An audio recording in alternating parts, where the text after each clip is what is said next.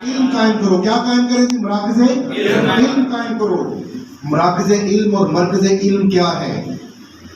آپ کے گھر کی ایک بیٹھک جہاں آپ روزانہ بیٹھتے ہیں. اپنے روزانہ کے اس ٹائم میں سے ہفتے میں ایک دن 2 گھنٹے کا ٹائم نکالنا ہے. کتنے گھنٹے کا؟ 2 گھنٹے کا ٹائم نکالنا ہے آپ نے اپنے روزانہ کے ٹائم میں سے ہفتے میں ایک دن. اور ان 2 گھنٹوں میں آپ نے یہ نصاب پڑھانا ہے. آپ نے نہیں، آپ ایک منتظم ہوگا جو اپنی بیٹھک یا کسی کی بیٹھک کا نام رجسٹر کروائے گا، اور ایک اس کا معلم ہوگا، استاد جو یہ نصاب پڑھائے گا. اب یہ نصاب ہے کیا، یہ سن لیں جلدی سے میں بتاتا چلوں. اس نصاب کو پڑھانے کا اور اس کو بتانے کا مقصد میں بعد میں بتاتا ہوں. ایکچولی یہ نصاب یہ ہے کہ عوام کے وہ بنیادی کیپس دور کرنے ہیں جو ان کو حقیقی معنوں میں قوم بناتے ہیں. ہم مسلمان ہیں تو ہم مسلمان قوم ہیں. ہمیں پتہ ہونا چاہیے کہ قرآن کو کیسے پڑھتے ہیں، قرآن کو کھولتے کیسے ہیں، قرآن کا فائدہ کیا ہے. ہم مسلمان ہیں تو ہمیں پتہ ہونا چاہیے کہ ہمارے والدین کے حقوق کیا ہیں، ہمسائے کے حقوق کیا ہیں، معاشرے کے حقوق کیا ہیں. اگر ہم مسلمان ہیں تو ہمیں پتہ ہونا چاہیے، اور پاکستانی ہیں تو ہمیں پتہ ہونا چاہیے کہ پورے پاکستان کا درد کیا ہے. اور اس کے اندر وہ تمام ٹاپکس ہیں جن میں عوامی فلاح بھی ہے، غمی خوشی بھی ہے، جس کے اندر بیسک سطح پہ وہ تعلیم و تربیت ہے. جب آپ عام لوگوں کو بتائیں گے تو آپ کو تھینک یو کہیں گے، شکریہ ادا کریں گے، کیونکہ اس سے ان کی نسلیں محروم ہیں.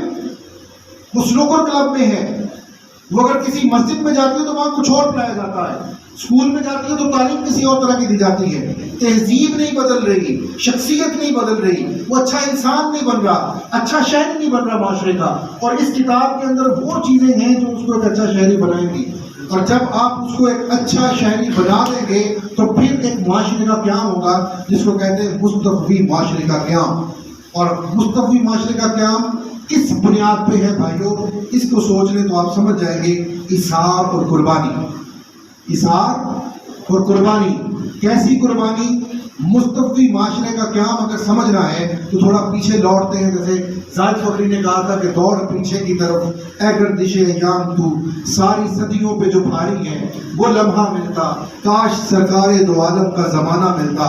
مدینہ اور یثرب کی گلیاں تالا بدر علینا کی صداؤں میں جب آقا علیہ السلام مدینہ پہنچتے ہیں تو وہاں جا کے سب سے پہلے جس معاشرے کی بنیاد رکھتے ہیں وہ مستوفی معاشرہ کا. ایک طرف انصار، ایک طرف مہاجرین. ہاتھوں میں ہاتھ دے کے کہا کہ آج سے یہ تمہارا بھائی ہے اور میں اس معاشرے کی بنیاد ایثار اور قربانی پر رکھ رہا ہوں. تمہاری آدھی جائیداد اس کی، تمہارا آدھا گھر اس کا، تمہارا آدھا کاروبار اس کا، تمہارا آدھا ریوڑ اس کا، حتیٰ کہ بیویاں دو تو ایک اس کی.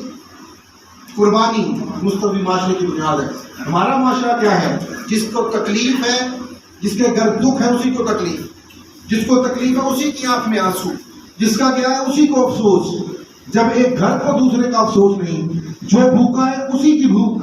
جب ایک معاشرے میں ایک گھر کو افسوس نہیں ہے تو پوری قوم کا اس کو کیسے احساس ہوگا؟ ان کو ایک قوم بنانے کے لیے جوڑنا ہے، پرونا ہے. اور میں سمجھتا ہوں اس کا بہترین حل مراکز علم ہے.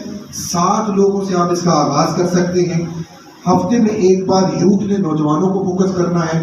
نئے نوجوان ہوں گے اور جو ہی یہ رجسٹر ہوگا فوراً تربیت ہوگی، ٹریننگ ہوگی اور آپ اس کو لے کے چل سکتے ہیں آگے. اور الٹیمیٹلی ہم نے ایک اچھی ماں، ایک اچھا مسکن، ایک اچھا مدرسہ، مسجد اور ایک اچھا میڈیا کا سورس، اس طرح سے ایک اچھا معاشرہ قائم کرنا ہے. یہ مراکز علم کے قیام کا مقصد ہے. وقت بہت ایمرجنسی شارٹ ہو گیا تو میں اس بات کو یہیں پہ کلوز کرتے ہوئے ٹارگٹ جو ہے وہ دیتے جا رہا ہوں. اور میں چاہوں گا کہ آپ سب نوجوان مراکز علم کا حصہ بنیں. گجرات کا 25 کا ٹارگٹ ہے، جولائی تک آپ نے 15 پورے کرنے ہیں اور ستمبر تک آپ نے اگلے 10 کرنے اور 25 اور ان کو فعال کرنا ہے. پوری ٹیم ہم بنا رہے ہیں یوتھ کی طرف سے جو یوتھ کے مراکز علم کو دیکھے گی، فیسیلیٹیٹ کرے گی. اور آپ کو تنظیمی استحکام کے حوالے سے میں اگلی نشست میں انشاءاللہ جون میں ہم نے تنظیمیں لو کرنی ہے گجرات کی. تو محترم ظہیر گجر صاحب جو صدر تھے منہاج یوتھ لیگ کے، میں نالج میں لانا چاہتا ہوں اپنی ذریعہ قیادت میں. محترم زاہد صاحب، فائز سلیم صاحب، شاہ صاحب بیٹھے ہیں، محسن سفار صاحب ہیں، اور میں انشاءاللہ مرزا طارق بیگ صاحب سے بات کر لوں گا تو ان